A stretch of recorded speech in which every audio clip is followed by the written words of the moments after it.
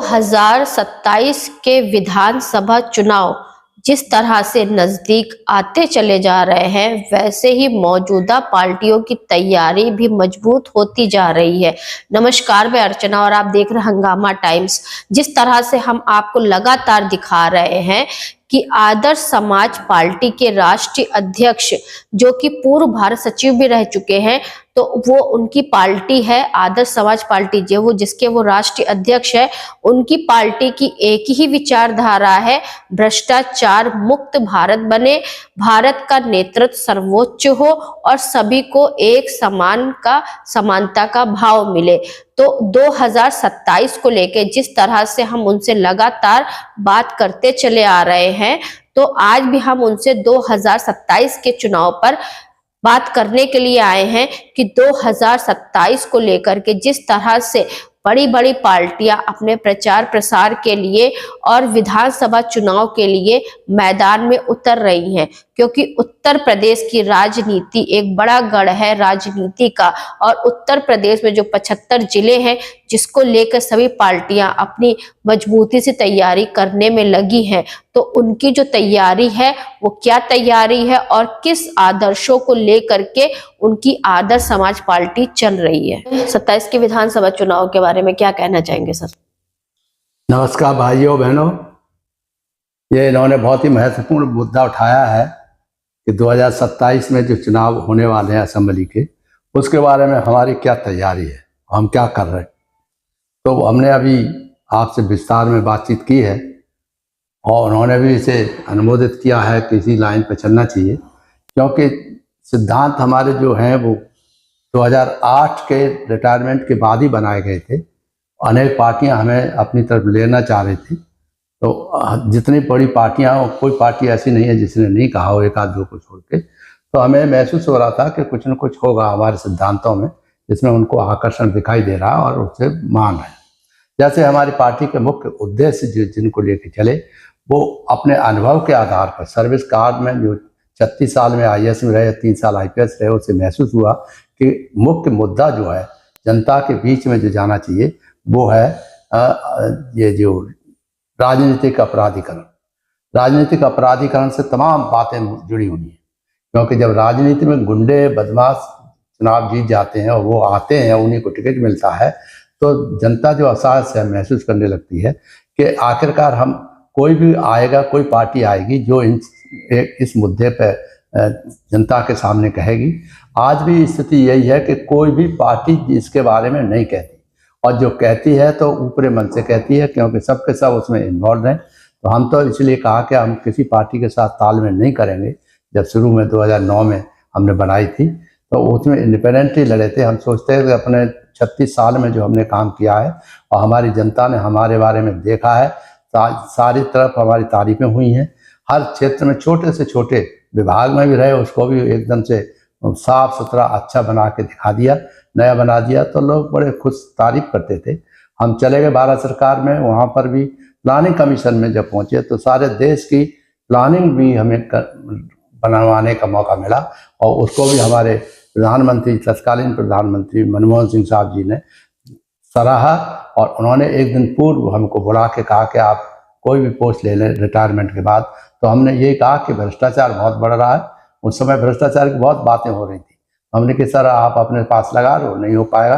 किसी तरह से नहीं हो पाया, क्योंकि वो बात उनके अकेले की शायद नहीं रही हो, भ्रष्टाचार वाले मामले में नहीं लेना चाह रहे थे। और पोस्ट दी उन्होंने कि फिर से, हमने कहा हमें फिर से प्लानिंग कमीशन पे प्रिंसिपल एडवाइजर भेज दीजिए, सेक्रेटरी बना दीजिए वहाँ का। और उन्होंने तस्मता दिखाते रहे। बाद में यही हुआ कि मोन्टे सिंह अहलूवालिया नहीं मानेगा, कोई कहीं नहीं मानेगा। तो फिर मैंने कहा मैं किसी भी तरह से नौकरी से कर उब गया हूँ, इतने साल की 43 साल नौकरी की है। अब मैं जो समाज के बारे में किया करता था, सोचा करता था सर्विस में रहते हुए, वो काम पूरे अधूरे रह गए, उनको दूर करेंगे। अच्छा, एक सवाल हम आपसे पूछ रहे हैं, जैसे आपने बताया 40 से 45 साल आपको सर्विस का हो गया था, 43 साल हो गया था। 43 साल आपने सरकार की नौकरी करी, और तब आपने अभी बताया जिस तरह से भ्रष्टाचार, तो पहले राजनीति में भ्रष्टाचार ज्यादा था या अब ज्यादा भ्रष्टाचार है? भ्रष्टाचार पहले भी था और भ्रष्टाचार अभी भी है, तो पहले की राजनीति में और अब की राजनीति में क्या बदलाव आया है? नहीं, कोई बदलाव नहीं आया। मुझे महसूस होता है कि भ्रष्टाचार और बढ़ रहा है, हाई लेवल का हो रहा है। बड़े बड़े घरों में बड़े बड़े बिजनेस इंडस्ट्रियलिस्ट लोगों के मन में भ्रष्टाचार के अलावा कुछ है ही नहीं। वो सिर्फ धन कमाने के चक्कर में रहता है और राष्ट्र को एक अच्छा सा राष्ट्र बने इस बारे में बहुत कम लोग सोचते हैं और देखते हैं कि वो भ्रष्टाचार के ऊपर जो बातें होती अगर कोई 10 रुपए कमा रहा है, यानी कि 10 रुपए कोई किसी काम में लगा रहा है, वो सोच रहा है उस 10 रुपए से 100 रुपए बन जाए, और वो 100 रुपए में से जो 20 रुपए टैक्स का होता है वो भी भारत सरकार को नहीं देना चाह रहा है। वो 20 रुपए बचाने के लिए वो 100 रुपए भी खर्चा कर देता है, लेकिन वो 20 रुपए टैक्स नहीं दे सकता है। तो कारण ये है कि ऊपर से वो आदमी जो भी टैक्स देने वाला है वो उसको देखता है कि जितने भी ऊपर बैठे हुए लोग हैं, चाहे बड़े नेता हों चाहे बड़े अधिकारी हों, उन सब के बहुत से जो भ्रष्टाचार के बारे में पेपर में टीवी में जो समाचार मिलते हैं, तो वो ये सोचने लगता है कि मैं क्यों पीछे रह जाऊं, तो वो भी अपने छोटे छोटे करप्शन में इन्वॉल्व हो जाता है। इस तरह से सारा समाज जो है भ्रष्टाचार मुक्त हो गया। जब भ्रष्ट अधिकारी, भ्रष्ट नेता, तो जब दोनों ही जो शासन प्रशासन के लोग भ्रष्ट रहेंगे तो आम जनता तो वैसे भी भ्रष्ट रहेगी। नेचुरली उसका असर तो पड़ता है, ये मानसिक रूप से असर पड़ता है क्योंकि थाने में कहीं जाओ तो जल्दी जल्दी एफआईआर भी दर्ज नहीं होती है। वो लोग सोचते हैं कि बस किसी तरीके से समझौता हो जाए और मामला निपट जाए, और अगर कहीं भी एफआईआर दर्ज भी हो जाती है तो वकीलों की तारीख, न्याय प्रणाली हमारी इतनी अच्छी है, आप तो जानते ही हैं कि इंसान मर जाता है लेकिन उसको न्याय नहीं मिलता है। अगर मिला भी तो जब तक कि उसकी जवानी खत्म हो जाती है और बुढ़ापा आ जाता है उसको न्याय मिलता है। नहीं, बात सही कह रही हैं आप बिल्कुल, कि ऐसा है। मैंने इसको कई बार उठाया भी है और उसको दिमाग में है कि हमारी पार्टी बनेगी तो पावर में आएगी अगर, तो हम जो है जनता ने अगर चुन लिया तो हम सब जितने भी जनता की समस्याएं हैं उनको और अच्छे ढंग से, जो हमने सर्विस में किया था, जो बदमाश थे उनको पकड़ के बंद किया, कालाबाजारी बंद की, कालाबाजारी रोकी, मतलब जो कोई नहीं कर पाता था उसको हमने करके दिखाया। हम उससे भी अच्छा जनता को राहत देने के लिए कार्य करेंगे।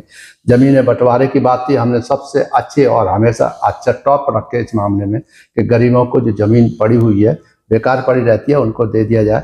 मकान बनाने के लिए उनके पास नहीं होता था तो हमने अम्बेडकर ग्राम योजना बनाई, उनको दिया, जिससे कि वो जो बाद में लेकर के उनको घर बने मिल रहे हैं और उनके शादी विवाह के लिए स्थान बन रहे हैं। उसी तरह से सब जितने भी योजना बनी वो सत्यापन कराना जरूरी था कि भ्रष्टाचार रोकना है तो सत्यापन के विभाग के सचिव बना मैं। तो पहले मुझसे कहा गया था कि मैं सिर्फ 10 दिन रहूंगा और पता लगा मैं 3.25 साल रहा और मैंने उसमें इतना जबरदस्त काम किया भ्रष्टाचार रोकने के लिए, जांच करने के लिए कि 36,000 लोग अधिकारी कर्मचारी पहले साल में दंडित किए गए।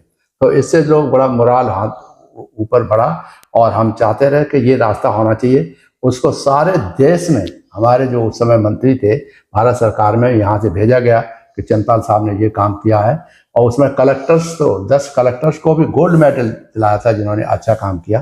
तो ये एक रास्ता है, उसमें सारे विभागों का सत्यापन होता था और सत्यापन निष्पक्षता फॉर्मूला बना हुआ था। हमारे चीफ सेक्रेटरी वगैरह ने मिलकर योगा नारायण साहब हमारे चीफ सेक्रेटरी से, उन्होंने कहा वो संस्तुति जब की गई भारत सरकार को, तो उस भारत सरकार ने सारे देश के जितने भी विभाग वो हैं, प्रदेश हैं, उनमें वो सर्कुलेट किया कि अगर करप्शन रोकना है और कम कीमत में रोकना है तो ये फॉर्मूला है जो कि उत्तर प्रदेश ने अपनाया है, उसको जो अपनाना चाहिए। तो हम जैसे 27 के चुनाव की बात कर रहे हैं आपसे, तो 27 के चुनाव के वैसे तो नेता तो बहुत सारे वादे करते हैं, आपके ऐसे क्या नीति है चुनाव को लेकर के जिससे आम जनता का लाभ होगा और आम जनता अपने अधिकारों का खुद अधिकारी बनेगा? देखिए, हम जैसे जो जिसके पास धन नहीं है और धन ना होने की वजह से कमजोरी महसूस होती है, मगर हमने अपने साथी लोगों से कहा है कि धन से ही नहीं इलेक्शन जीता जाता। इलेक्शन जीता जाता है उनके पूरे जीवन में जो काम किए हैं वो कैसे जनता के सामने जाएं और जनता उनको पसंद करे। ये बात सही है कि भ्रष्टाचार सब जगह है और राजनीतिक अपराधीकरण भी सब जगह है, क्योंकि अपराधी हैं ज़्यादातर टिकट दी जाती है, एक पार्टी से निकल के दूसरी पार्टी में आ जाते हैं। रोज देख रहे हैं आप, बीएसपी के लोग हैं भ्रष्टाचार कमा के बैठ गए और वो जो ज्वाइन कर रहे हैं दूसरी पार्टियां, ऐसे दूसरी पार्टियों के निकले हुए लोग भ्रष्ट लोग हैं, नई टिकट मिल पाया तो दूसरी जगह मिल जाते हैं।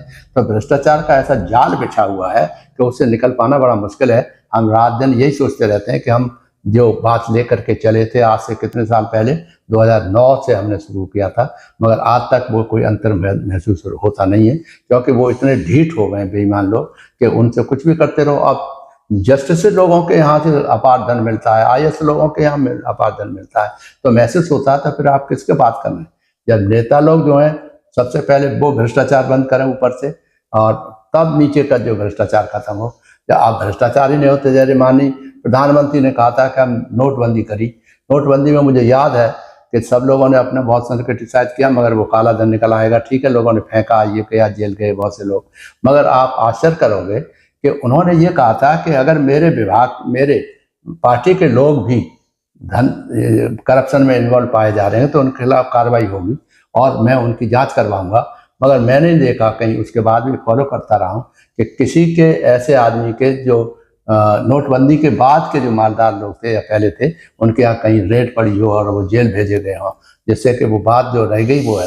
तो वायदे जरूर किए हैं भ्रष्टाचार के बारे में, हर एक कहता है जीरो टॉलरेंस ऑफ करप्शन। मुझे बड़ी खुशी होती है, हमारे प्रधानमंत्री ने, गृह मंत्री ने भी बात कही, हमारे मुख्यमंत्री भी कहते हैं, मगर होता हुआ नहीं दिखाई देता, तब महसूस होता है। वो एक कहावत सुनी है, जब सैया भय कोतवाल तो डर काहे का। जब कोतवाल ही के हाथ में सारी चीजें रहेगी तो फिर डर किस बात का।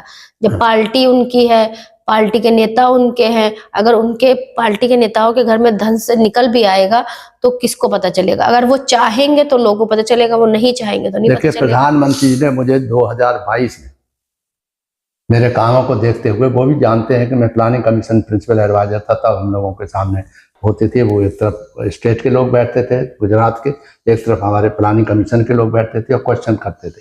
तो हम जो सुकाश का और उनका देखते थे, तो उस पर जब गंभीर प्रश्न किए गए तो माननीय प्रधानमंत्री जी को, जो आज प्रधानमंत्री जी उस समय चीफ मिनिस्टर थे वहाँ के, उनको अच्छा लगा या बुरा लगा मुझे नहीं मालूम, मगर उनको लेकर के हमको जब बुलाया 22 में, तो और जब हमने कह दिया कि हम किसी पार्टी में नहीं जाएंगे, लोग भ्रष्टाचारियों के खिलाफ लड़ेंगे, अपराधियों के खिलाफ लड़ेंगे और सोचेंगे कि अच्छा सच्चा ईमानदार लोगों का भी चुनाव हो MLA MP के लिए, तभी हमारा देश एक आदर्श मानव बनाएगा और आदर्श राष्ट्र बनाएगा।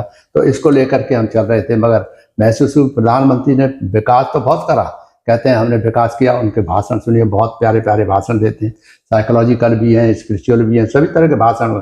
साइकोलॉजिकल उनके इतना अच्छा होता है कि सारी जनता उनको मंत्रमुग्ध हो गई है और वो है। मगर मेरा जैसा आदमी है जिससे हमने ये कहा उनसे कि भाई सबका साथ सबका विकास के साथ साथ आप योजनाबद्ध विकास करिए, जिससे हर एक की योजना बने और विकास हो, और साथ ही साथ जो है योजनाबद्ध विकास के साथ साथ जो है भ्रष्टाचार उसमें सुनिश्चित किया, भ्रष्टाचार ना हो, जीरो टॉलरेंस हो कह रहे हैं, मगर होता हुआ नहीं दिखता, तो बड़ा दुख होता है कि और कहाँ से प्रधानमंत्री आएंगे जो इतने अच्छे अपने मानते हैं, सारे देश में सारे संसार में डंका पिट रहे हैं, मगर भ्रष्टाचार के बारे में कुछ नहीं कहे हुए। उसी तरह से धार्मिक बातों में ज़्यादा इंटरेस्ट, बहुत ज़्यादा इंटरेस्ट पड़ रहा है।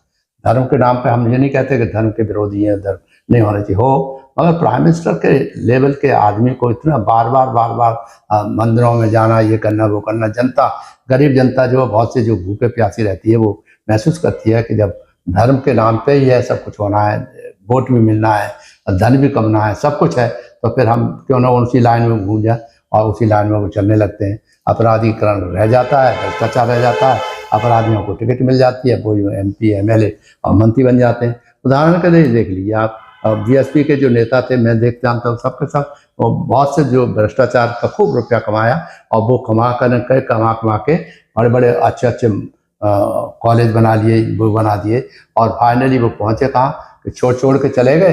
अब फिर से उनको अब बुलावा आ रहा है कि भाई कोई भी आ जाए, मुसलमान भाई है जितने भी हैं सब आ जाए। तो मुसलमान भाई को आपने नारा क्यों अलग से दिया? क्योंकि वो भ्रष्टाचार बढ़ेगा, इससे जाति युद्ध बढ़ेगा, धर्म युद्ध बढ़ेगा, तो इससे कौन सी सुधार होने वाला है? तो मगर लोग जो है ऐसे कहेंगे तो उसमें चंद्रपाल की पार्टी आधा समाज बनाना है, आधा समाज पार्टी को लाना है। कैसे लाना है?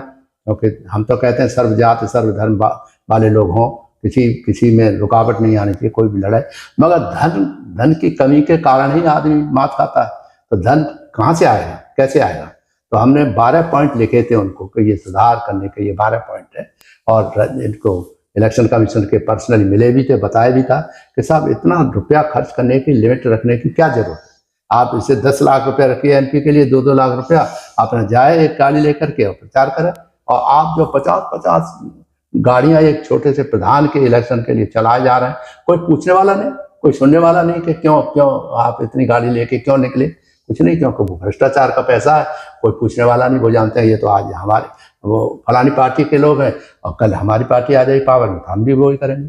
तो ये ऐसा विशेष सर्किल हो गया है कि भ्रष्टाचार की बात हम आप सोच रहे हैं कि जब प्रधानमंत्री भी और ये सब नहीं कर पाए तो कैसे होगा। मुझे जब बुलाया गया था तो आपने जो हमारे मिश्र जी थे, हमारे दोस्त रहे हैं, वो फाइनेंस सेक्रेटरी थे, हम प्लानिंग सेक्रेटरी थे यूपी के, उनके सामने हमसे खड़ा किया, बैठे हुए थे, तो उन्होंने कहा चंद्रपाल तुम इनके साथ आ जाओ तो इनका भला होगा।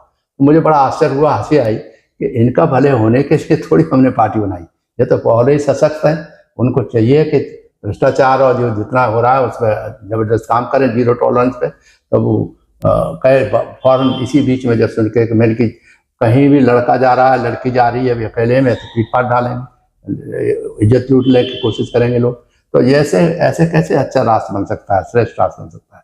इसलिए उन्होंने फौरन पीछे से सुना हुआ है, प्राइम मिनिस्टर साहब ने बुलाया उनको, मिश्रा जी को, कि कहाँ है, और अनु मिश्रा बाद में हम उन्होंने कहा कि ये तो IAS ऑफिसर है, इसे छोड़िए। तो उसी दिन हमारे आगरा के ही एक लेडी को गवर्नर बना दिया, क्योंकि हम भ्रष्टाचार के खिलाफ हैं, हम उसके खिलाफ हैं, जातवाद के खिलाफ हैं, सांप्रदायिकता के खिलाफ हैं। हम चाहते हैं गरीबों का उद्धार हो, जो हमने योजनाएं बनाई है वही पूरी करवा दें तो हमें खुशी होगी। जैसे स्किल डेवलपमेंट की बात थी, हम चाहते हैं कि हर बेरोजगार लड़का हमारा जो है स्किल कोई ना कोई स्किल सीखे और आगे बढ़े।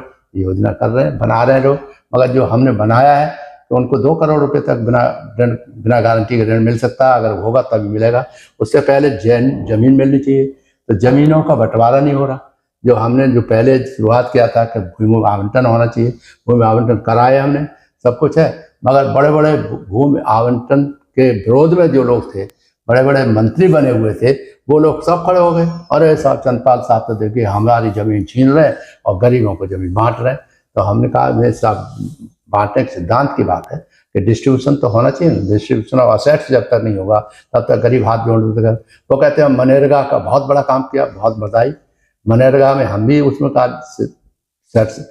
उसका काम किया है सत्यापन के बारे में। तो वो जो है उनको क्या मिलता था, उनको रुपया जो 100 रुपये की बात हो रही थी वो हमने लड़ा के करा था, निकाल 80 रुपये था पहले, तो 100 रुपये भी करा मान लो। तो उस जो कहते थे हमें कार्ड होना चाहिए, और कार्ड के लिए एप्लीकेशन दे दिए मालदार लोगों ने या वैसे ने लठैत वाला लोगों ने, और वीडियो जो बैठा हुआ है वो से काम मिलेगा नहीं, काम नहीं मिलेगा तो बिना काम किए हुए रुपया मिल जाएगा उसको। तो ये कौन सी अच्छी योजना हुई। अब 125 हो गया है, सुनिश्चित होना चाहिए किसी भी हालत में कि उसको घर बैठे उसको रुपया मिले और कोई करप्शन वाला बात नहीं हो। उसके मकान बने हैं उनमें भी रुपया करप्शन होता है, थोड़ा थोड़ा करप्शन होता है तब। बहुत अच्छी बात कही आपने। तो 2027 के जो चुनाव होने वाले हैं, विधानसभा चुनाव, तो उसमें आपके मेन मुद्दे क्या रहेंगे? हमारे मेन मुद्दे तो देखिए, जो मुद्दा हमने कहा कि एक तो यह है कि सही बात की आपने, और बहुत ही महत्वपूर्ण है कि मुद्दों के ऊपर क्यों नहीं चुनाव होते। मुद्दे होते हैं मगर सब मुद्दे अलग अलग होते हैं। और जो मेन मुद्दे हैं, हमने जैसे कहा कि जातीयता समाप्त होनी चाहिए। अब जातीयता हजारों वर्षों की बुराई चली आ रही है, समाज को जो बांटे हुए है उसके बारे में कोई नहीं बोलता कि जातीयता कैसे समाप्त हो। तो हम ही ने फॉर्मूला बताया कि आप जो संविधान के अंतर्गत आप संविधान के अमेंडमेंट करिए आर्टिकल 17 में कि हूएवर प्रैक्टिसेस कास्ट अनटचेबिलिटी वो पनिश होता, तो उसकी जगह कास्ट लगा दीजिए, अमेंडमेंट करिए। उसी तरह से सरनेम खत्म कराइए जात के नाम के आधार पर। यही तो बांटते हैं लोग, जो चलते हैं तो लोग पूछते हैं तो आपको मुंह पे तो लिखा नहीं कि कौन सी जात के हो, मगर फिर भी वो उसी बात को फॉलो करेंगे। दूसरा मुद्दा क्या रहेगा आपका? दूसरा जातवाद होगी। तीसरा जो सांप्रदायिकता के तो आज ऐसा नंग नाच हो रहा है हर बात में। अब वो एक मस्जिद बनने की बात आ गई, नाम रख दिया उसमें कि साहब हम फलाने नाम से करेंगे जो यहाँ आतंकी के रूप में आया था। अब ये तो बड़ी गजब आश्चर्य बात है। तो दूसरे कहेंगे हम नहीं होने देंगे, तो वो कहेंगे हम मंदिर बनाएंगे। तो मंदिर मस्जिद के चौहासे में तमाम अशांति पूरे देश में फैली हुई है। चौथा मुद्दा क्या रहेगा? जैसे ये देखिए, ये सांप्रदायिकता खत्म हो। चौथा मुद्दा है कि जो गरीबों का हक है, जमीन उनके पास नहीं है, मुश्किल से 3% 4% ही गरीब लोगों को, सुकास के लोगों के लिए, उनके लिए वो है, जमीन है, उससे ऊपर बढ़ना चाहिए उनको, उनका हिस्सा, बराबर का हिस्सा मिलना चाहिए सबको। और शिक्षा, जो मेन बाबा साहब डॉक्टर अम्बेडकर साहब ने कहा था, शिक्षा का उनका हिस्सा जो है वो जरूर मिलना चाहिए, क्योंकि वो एग्रीमेंट हुआ है गांधी जी के और बाबा साहब डॉक्टर अम्बेडकर के बीच में कि there will be reservation in services and the education. तो एजुकेशन सर्विसेज में होगा रिजर्वेशन, तभी कुछ उद्धार होगा नीचे के लोगों का। नहीं हो सकता उसमें बैकवर्ड, सुकास, अल्पसंख्यक, जो भी लेना चाहे ले लीजिए, मगर होना चाहिए जरूर भी है, क्योंकि एजुकेशन और सर्विसेज में बराबर भागीदारी होना बहुत जरूरी है।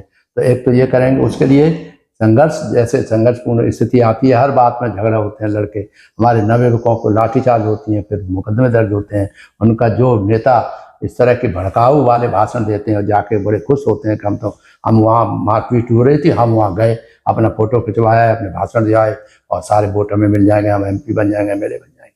मैं कहता हूँ कि MP MLA बनना इतना इम्पोर्टेंट नहीं है। इम्पोर्टेंट है इस मानवता को आगे बढ़ाना, एक शुद्ध आचरण वाले लोगों को संसद में, पार्लियामेंट, असेंबली में भेजना, ये बहुत जरूरी है। तो पता लगा कि यही सब बातें लेकर के हम कहते हैं कि आदर्श समाज बनाने के लिए आदर्श मानव बने पहले, उसके एजुकेशन में क्वालिटी हो, अच्छी एजुकेशन हो, सबके बराबर हो, सभी एक सी एजुकेशन हो। क्यों नहीं एजुकेशन एक सी हो सकती? ये देश में स्वतंत्र देश है, हर एक का हक है एजुकेशन पे। तो धनवान लोग तो अपने अपने पैसे के माध्यम से अच्छे अच्छे यूनिवर्सिटी, अच्छे अच्छे कॉलेज बनवा सकते हैं, जैसे तमाम बातें हैं। तो वैसे क्यों है? मायावती के ज़माने में भी सतीश मिश्रा जी हैं, उन्होंने अपने मिसेस के नाम से एक यूनिवर्सिटी बना ली। तो गरीब लोग कहते रहते हैं कि साहब देखिए, वो तो ब्राह्मण है होते हुए भी उनको सब कुछ मिल गया, हम जो चुकाट के जाटा में वोट देते देते अपने बहन जी को मर गए, मगर हमारे पास कुछ नहीं है, उनके पास सब कुछ है। तो इसलिए ऐसे चीज़ें नहीं करनी चाहिए। जो आदर्श समाज पार्टी का तो मुख्य उद्देश्य जो है, संविधान के अंतर्गत सरकार चला करके सभी को बराबर का अधिकार देते हुए एंड करप्शन फ्री एंड भ्रष्टाचार फ्री राष्ट्र बनाने के लिए सबको समान शिक्षा, समान उनके जो सुविधाएं हैं मजदूरों को, वो मजदूरों को सुविधाएं मिले, जिससे वो अपना का व्यक्तित्व को बढ़ा सकें, वो अपने बच्चों की देखभाल कर सकें, और समान शिक्षा के माध्यम से भी वो उनको अच्छी सुविधाएं मिल जाए। ये बहुत ज़रूरी है। वो उनको जो केवल आश्रित न बना करके उनको अपने पैरों पर खड़ा करने के लिए उनको जो मजदूरी करते हैं, उसकी मजदूरी इस तरह से निश्चित की जानी चाहिए हर साल, जिससे कि उन्हें जो लाभ है, जो महंगाई बढ़ती है, उसका फायदा होता रहे, तभी वो स्वच्छ वातावरण में सांस ले सकते हैं। एक तो ये उद्देश्य है।